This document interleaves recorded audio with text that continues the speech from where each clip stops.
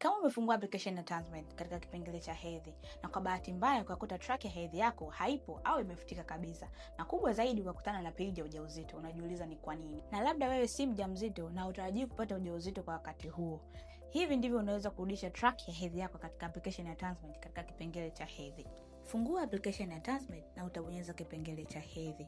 Upande wako wa kulia utaona vidoti vitatu juu, utavi-click.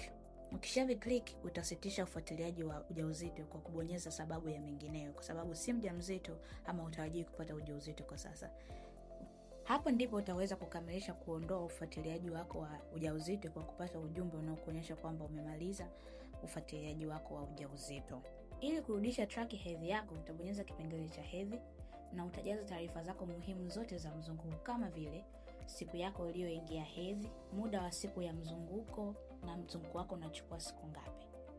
Na hapo utaweza kurudisha track ya hedhi yako na hedhi yako itaweza kurudi kama kawaida, na utaweza kupata jumbe na notification tofauti za mzunguko.